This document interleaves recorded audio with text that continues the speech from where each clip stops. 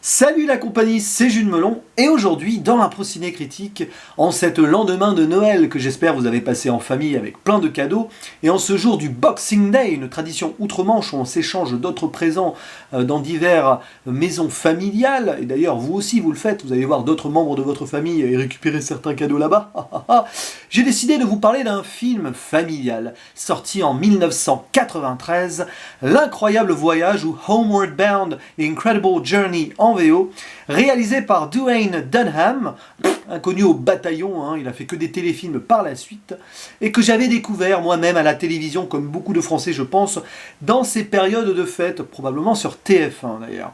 Alors il y a un casting humain dans ce film, même si c'est surtout centré sur les animaux. Par exemple, il y a Robert Hayes, le héros de Y a-t-il un pilote dans l'avion, Kim Grace, qui a fait une certaine carrière, il y a une vingtaine, trentaine d'années. Elle avait joué dans Brazil de Terry Gilliam notamment.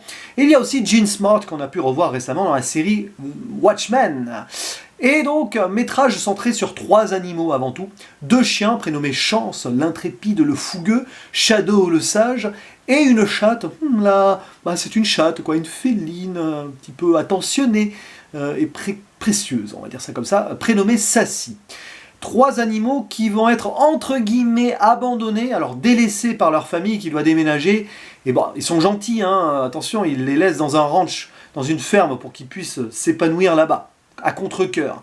Sauf que les animaux, ils n'ont pas envie d'être séparés de leurs humains, et ils vont essayer de traverser monts et montagnes et divers dangers pour aller les retrouver. Ils vont s'échapper donc et vivre de belles aventures ou des aventures tragiques qui vont souder leurs liens.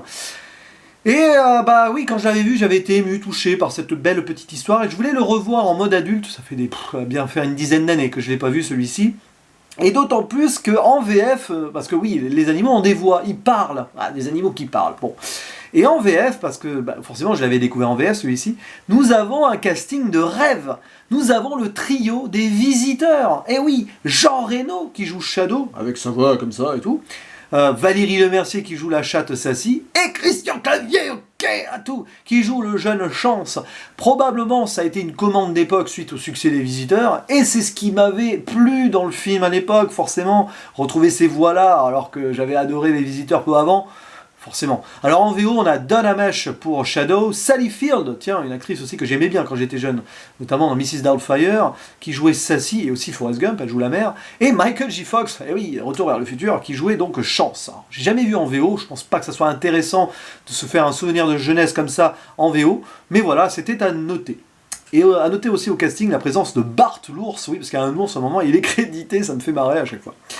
Et alors, qu'est-ce que j'ai pensé de ce révisionnage en monde adulte? Alors, il faut le revoir avec le cœur d'enfant et la nostalgie qui va avec, évidemment, parce que, oui, c'est un film, il est très simple, il n'y a pas grand-chose d'hyper passionnant sur la mise en scène et compagnie, évidemment, mais c'est une belle aventure, et finalement, il y a des petits gags sympathiques aussi, avec notamment autour du chien Chance, qui est en mode, il est un petit peu casse-cou, casse-pied aussi, et la voix de Christian Clavier marche super bien, parce qu'on sent qu'il se donne à fond.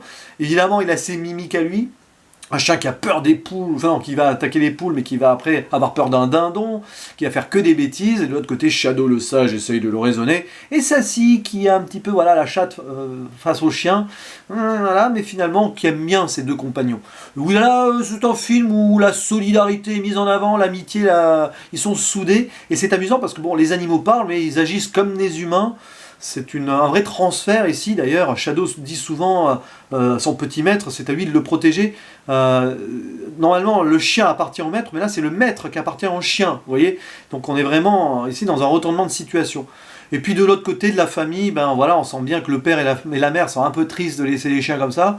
Bon, c'est fait de plein de bons sentiments à l'américaine, évidemment. Et les enfants, surtout l'aîné, donc le maître de Chance, qui n'accepte pas la situation. Voilà.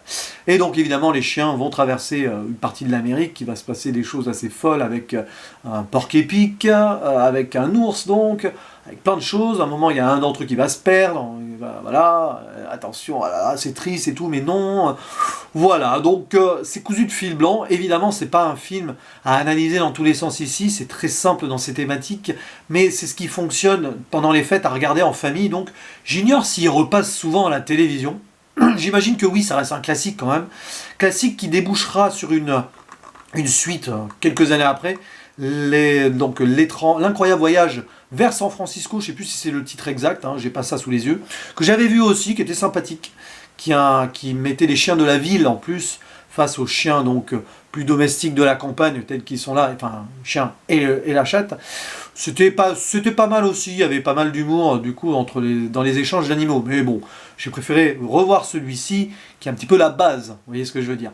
Ça fait partie de ces films, franchement, très légers, que je peux revoir comme ça dans certaines périodes de l'année, un peu comme Beethoven, tiens, par exemple, pour ne parler que de ça. J'ai hésité justement avec Beethoven pour ce film du Boxing Day, mais je préférais revoir celui-ci, que ça faisait plus longtemps et je l'ai moins vu que Beethoven.